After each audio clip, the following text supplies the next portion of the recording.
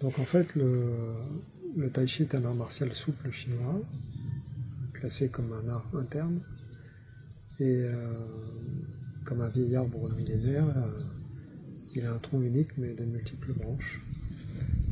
Mais une même sève nourrit normalement l'ensemble de cet arbre. Il est le fruit d'une lente évolution, d'une lente maturation, et s'exprime après de différentes façons en fonction des saisons. Il y a 3 points, on peut dire, qu'il compose. Et la première, c'est à la base, avant tout un art de santé, d'entretien de la santé et d'autoprotection. Donc en tant qu'art martial, c'est un art qui vise à se protéger soi-même des agressions extérieures. Mais se protéger si on n'est pas en bonne santé, ça n'a pas de sens. Donc conjointement, parallèlement, c'est une pratique qui enseigne tout à la fois à se renforcer soi-même, nourrir son énergie vitale, entretenir sa structure, ton milieu musculaire, dont on va parler peut-être tout à l'heure, et se protéger. Ça, c'est la base en fait du triangle, si on peut dire, et le sommet, c'est l'esprit, la conscience, on pourrait dire la spiritualité. Ces 3 points se regardent ensemble, sont interactifs, on pourrait dire. C'est la conscience dans laquelle on pratique, que ce soit les arts de santé ou l'autoprotection, qui fait que c'est du tai chi. En fait, l'esprit est peut-être le point le plus important, parce qu'il oriente, il dirige, il guide la pratique. Et c'est ce qui m'a séduit vraiment dans cette pratique. Donc j'ai reçu cet art de mon professeur. En fait, je pratiquais différents arts martiaux, mais je ne trouvais pas vraiment, il me manquait quelque chose. Et donc, quel que soit l'art pratiqué, qui avait des points très intéressants, il manquait toujours un aspect. Et c'est dans cette pratique que j'ai pu réunir les 3 aspects qui étaient vraiment importants pour moi, à savoir prendre soin de soi et des autres. Ça, c'est le premier point. Le deuxième, donc pouvoir se protéger efficacement, entre guillemets.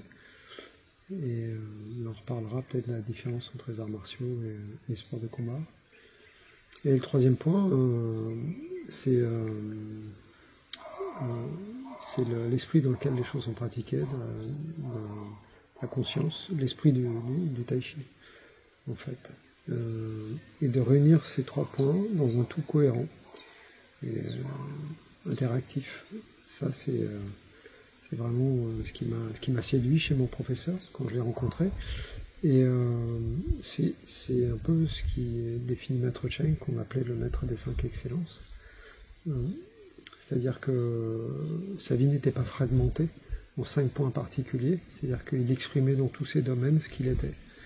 Et pour mon professeur, c'était pareil, que ce soit la cuisine, au restaurant, la calligraphie, le thé ou le tai chi, c'était la même personne, la même posture, la même façon d'être et d'habiter tout ça. En fait,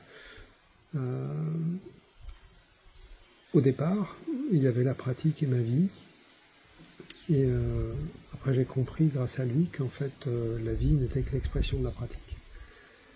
Et c'est pour ça que j'ai changé de direction, si on peut dire changer de direction, parce que quand on voit l'histoire des arts martiaux, on voudrait croire à quelque chose de linéaire, mais quand on prend les maîtres de la transmission dans le tai chi ou ailleurs, chacun a eu des parcours, à aller voir plusieurs personnes, différents maîtres, et au bout d'un moment, a construit son propre tai chi, comme disait mon professeur.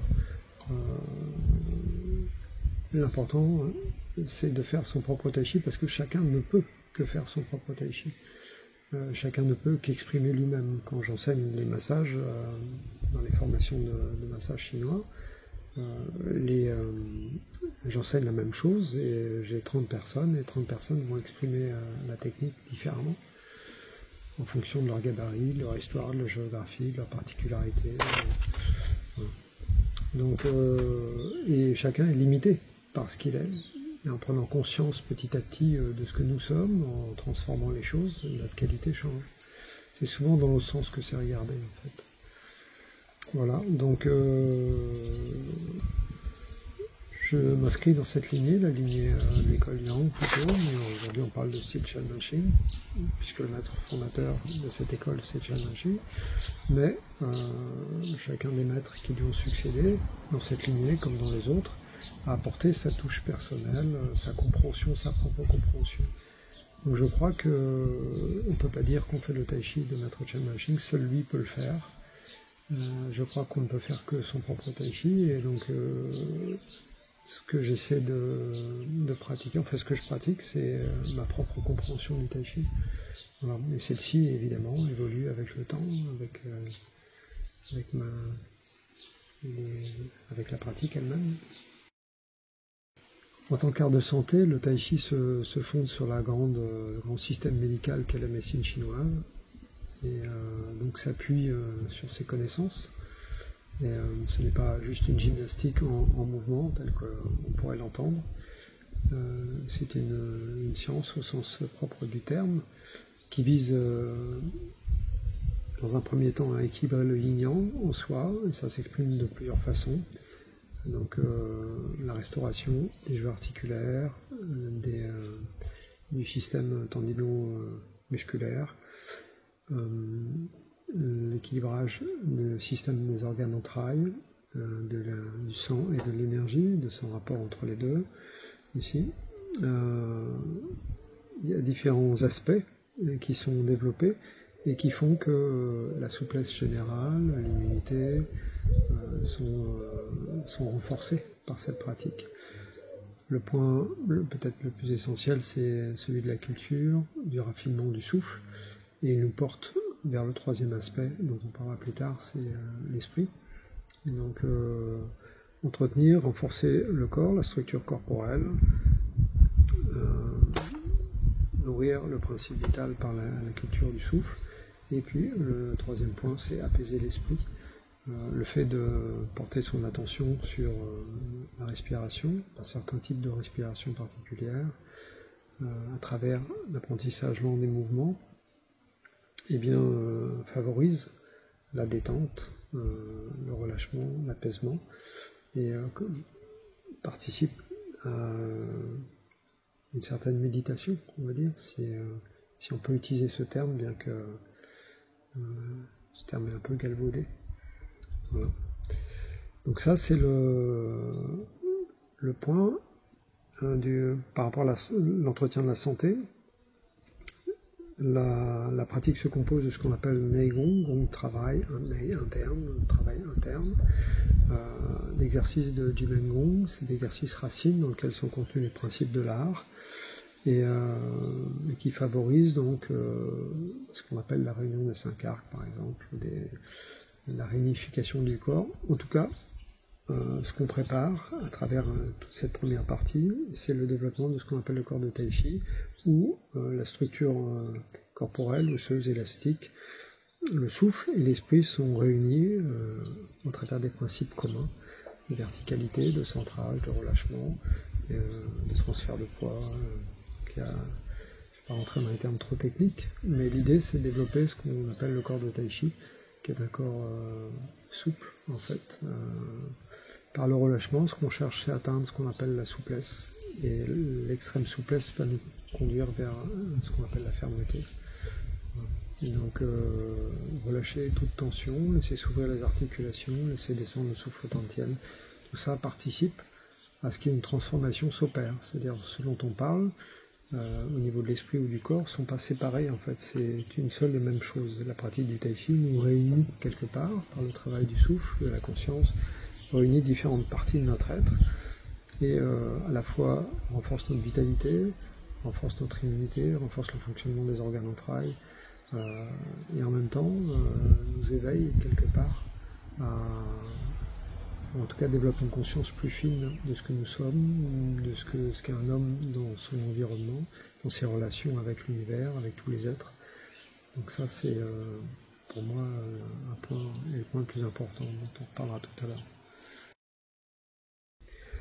Donc l'apprentissage de cet art se décompose essentiellement en deux phases. Il y a d'un côté la pratique solitaire et de l'autre côté la pratique en groupe. Et les deux se font face et ils sont en constante interaction. Mais la vraie pratique, c'est la pratique solitaire. On pourrait dire, ce sont les deux ailes de l'oiseau. Maintenant, la pratique solitaire est vraiment essentielle. C'est comme une respiration. On respire, on mange chaque jour, et la pratique en solitaire fait partie, en fait, fait partie de la respiration de nos journées. Le moment du cours ou du travail avec le groupe ou le professeur, c'est un moment où on vient prendre des informations, comme l'étymologie le dit, information, c'est se former à l'intérieur, et donc on vient prendre une nouvelle forme, se transformer, recevoir des corrections, mais après ces corrections et ces informations, il faut les travailler. C'est pas le temps du cours. Les gens qui viennent une fois par semaine au tai chi, c'est difficile de progresser et d'avancer. Il y a un moment, il faut mettre la routine dans sa vie quotidienne, comme tous les exercices, le yoga ou autre chose. Et donc c'est la pratique du cours, une fois, deux fois par semaine. Et après, il y a la pratique quotidienne en solitaire. Et où les principes doivent être incorporés, répétés longuement, régulièrement. C'est pas la peine de pratiquer forcément beaucoup, puisque c'est plutôt la qualité que la quantité qui est importante. Mais dans sa posture, dans la journée, parce qu'il y a l'heure de pratique, d'entraînement dans la journée, mais il y a aussi les 11 autres heures qui s'écoulent. Et la pratique du matin est là pour réaccorder la journée, et après, dans la journée, quelle que soit mon activité, j'essaie de maintenir cette verticalité, cette qualité d'écoute, cette sensibilité avec ce qui m'entoure, le contact du sol, de la chaise, de la table, ma souplesse dans mes déplacements, dans mon rapport avec les autres. Le tai chi doit dépasser du cadre strict juste de l'autoprotection. Parce que si on prend ultimement le fait, on va en parler tout à l'heure, mais si on prend uniquement le fait de l'autoprotection, combien de fois se fait-on agresser dans une vie, en fait, par rapport aux multiples agressions sociales, familiales, professionnelles, internes, les guerres intestines, nos rapports avec nos pensées, nos émotions, les sensations, la douleur, par exemple, le vieillissement, la maladie. Le tai chi n'est pas quelque chose qui est valable uniquement dans l'hypothèse d'une agression future et de vivre dans cette espèce d'inquiétude, en fait.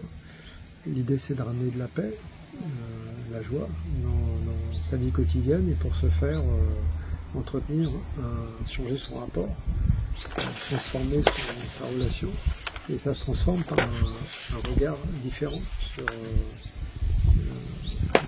sur ce qu'est la vie, ce qu'est un homme, ce qu'est ce corps, ce qu'est ce souffle. Et donc la pratique des mouvements n'est pas suffisante, en fait, c'est le premier étage. Par le mouvement répété, je prends conscience, en fait, de mon espace naturel, de l'espace dans lequel j'évolue, mais je prends conscience de cette forme du corps, des relations entre les différentes parties qui me composent, des relations entre le souffle et le corps, l'esprit, le souffle et le corps. Et peu à peu, j'essaie d'entretenir un autre rapport avec moi, moins brutal, moins tendu.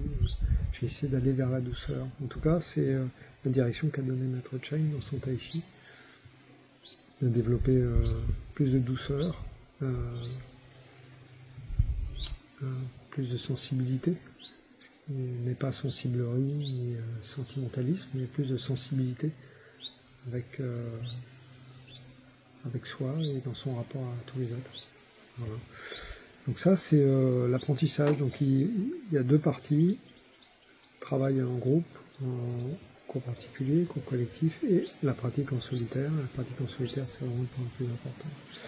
Après vient le tai chi en tant qu'art martial, et donc en tant que système d'autoprotection. Il faut bien séparer arts martiaux et sports de combat. Dans les sports de combat, il y a des règles, ce sont des sports, il y a un arbitre, il y a des rencontres, l'art martial vise à la survie, à la protection du clan, de la famille, et donc on va utiliser tout ce qui est interdit dans le sport de combat, parce que il s'agit de protéger sa vie, et donc on va utiliser les zones les plus vulnérables, les stratégies les plus inhabituelles. Les sports de combat sont une très bonne chose, mais ce sont des sports, et l'art martial est tout autre chose. Et ça, c'est important de bien comprendre la différence entre les deux. Donc après, au niveau de ce que propose le tai chi en matière d'autoprotection, il y a 3 aspects. Il y a le travail formel, où on apprend les gestes qui vont servir d'application. Il faut savoir que la forme est juste le sommaire du livre, c'est un condensé qu'il faut savoir ouvrir chapitre par chapitre pour après comprendre les principes à l'intérieur. Il y a le travail de la sensibilité tactile, main collante, ou pousser des mains, ça dépend comment c'est appelé, et qui vise, et là il ne doit pas y avoir de méprise, à juste développer la sensibilité et valider en fait si les principes travail au sol tiennent aussi face dans un mouvement avec un partenaire. Le Twishu, ça a vraiment à voir avec réunir. Là où le Sanshu, on va en parler tout à l'heure, c'est séparer. On ne peut pas séparer ce qui n'a pas été réuni. Et donc on voudrait, dans le travail de la réunification, souvent du Twishu, séparer les choses et tout de suite rentrer dans un jeu de domination, de contrôle, et ce qu'on voit souvent. Mais le Twishu, c'est demande à s'abandonner et suivre l'autre. Il faut d'abord réunir et trouver le centre commun. Et apprendre à épouser un mouvement, à coller et suivre, à adhérer à quelque chose d'autre que mon propre rythme, mon propre souffle. Donc ça, c'est le Twishu. Et après vient le Sanshu, où là, on va libérer sous 2 formes. Daiti, les percussions, nice fan, les projections et systèmes de saisie et de contrôle. Donc, logiquement, ces 3 points rentrent en interaction. On revient vers la forme pour mieux bien comprendre les mouvements. On développe la sensibilité tactile, qui est une distance particulière de travail, éducative. Parmi les 3 distances de combat, en dehors de la distance, dans la distance de contact et à l'intérieur de la distance, le Twishu, c'est dans la distance intermédiaire. Il apprend à prendre contact et puis à suivre ce mouvement. Mais on ne reste pas là dans le combat.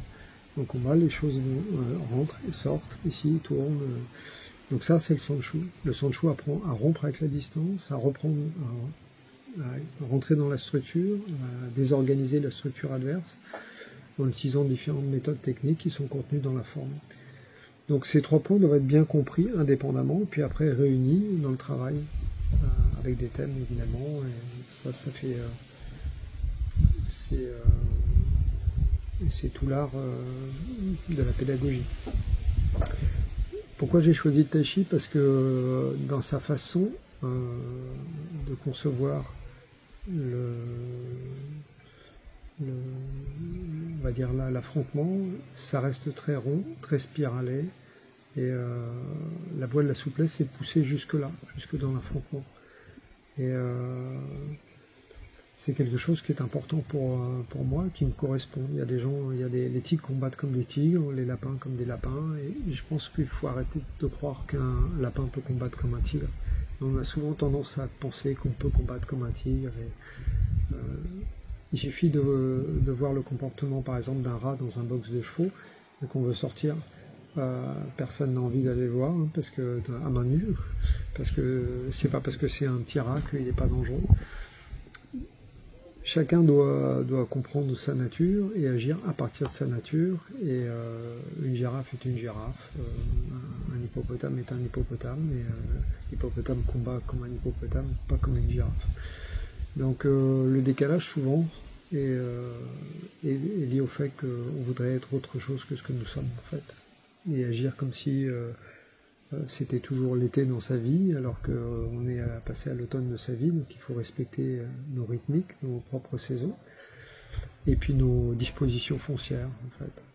Voilà, alors, le Tai Chi m'a parlé parce qu'il, même dans son conflit, il respecte assez l'autre opposant. Et il a quelque chose qui va dans le sens d'essayer de rétablir l'harmonie entre des parties risquant de s'opposer. Et ça me plaît bien. Même si des techniques très dangereuses sont à l'intérieur, il y a des mesures, et dans sa conception, elle me convient bien. Sa conception de fluidité, de rondeur, de céder à la force adverse, avec 4 grammes de dévié milli. J'aime bien ce principe-là, de la voie de la souplesse.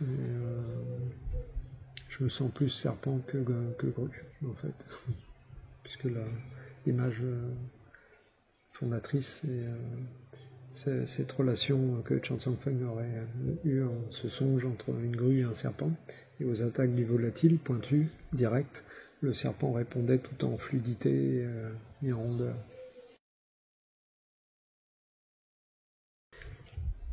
Alors, on a dit le tai chi, donc, à la base, est un art de santé et d'autoprotection, et que ça constitue la base, le socle de sa pratique, et que le sommet en est l'esprit. L'esprit dans lequel on fait les choses est fondamental. Et si le tai chi s'appuie sur la médecine chinoise en termes de santé, de circulation d'énergie dans les méridiens, et de travail du souffle, et il s'appuie sur la philosophie taoïste essentiellement en tant que spiritualité, on va dire. Donc le tai chi me donne à réfléchir sur ma posture au sens large du terme, ma façon de me tenir assis sur la chaise, mais aussi en tant qu'être humain, en tant que père, en tant qu'enseignant, en tant que médecin. Il m'interroge sur ma posture avec mes patients, avec mes élèves, avec les arbres de mon jardin, avec mes chats, avec tous les êtres en fait. Donc c'est un art qui m'interroge en fait. Il n'est pas indépendant de ma vie, et en fait il est l'expression et une réponse qui ne cesse de s'approfondir sur la question qui m'a amené à le rencontrer. C'est est-ce qu'on peut passer sa vie à chercher à se mesurer, se battre, et chercher à sans cesse éviter d'être défait. Je ne sais pas si ça ne devient pas pathologique au bout d'un moment. Et pendant longtemps, j'ai suivi ce chemin de la voie de la force. Mais les épreuves de la vie nous disent qu'en fait, on n'est pas grand-chose, et un petit virus, une petite bactérie peut nous mettre à plat comme qui rigole. Donc un peu d'humilité, nous ne sommes que des petits êtres humains perdus dans cette immensité. Et Tai Chi vient de là, ce terme parle de l'alternance du yin-yang dans ce monde phénoménal qui n'est que la danse du Tao. Et donc cet univers n'est pas quelque chose en face de moi, cet univers je le suis. Et donc je fais partie de ce tout, et la maladie apparaît, le déséquilibre apparaît dès lors que je sors des lois, des rythmes et des cycles de cet univers entier. Donc cette pratique m'aide à m'accorder au souffle, au rythme, aux lois auxquelles je participe, consciemment ou inconsciemment. C'est une bonne pratique pour l'instrument que je suis, de m'apprendre à m'évider, à m'accorder, et pour participer à cette grande symphonie. Et en tout cas créer le moins de souffrance possible, parce qu'on le disait tout à l'heure, il y a les guerres extérieures, protéger sa vie, oui, mais notre vie est raccourcie essentiellement par nos façons de nous comporter, par notre façon de nous alimenter, nos façons d'être. Voilà. Donc le Tai Chi m'interroge, cette pratique m'interroge sur ma posture, sur ma relation, ma sensibilité, ma relation avec tous les êtres. Et c'est... comment dire, ça me permet de me diriger plutôt vers la paix que vers la recherche du conflit. En fait. Voilà. Et donc quand tout s'accorde en soi, autant la pratique de santé, l'autoprotection et une certaine spiritualité, que le cœur s'apaise, naturellement en fait, on trouve son centre, on trouve sa place, on n'aurait plus besoin de courir dans des lieux éloignés. Cette distraction qui conduit le monde aujourd'hui, cette avidité, cette soif, qui pousse l'homme toujours plus loin, plus fort, plus haut. On peut s'interroger sur ce qui le motive en fait.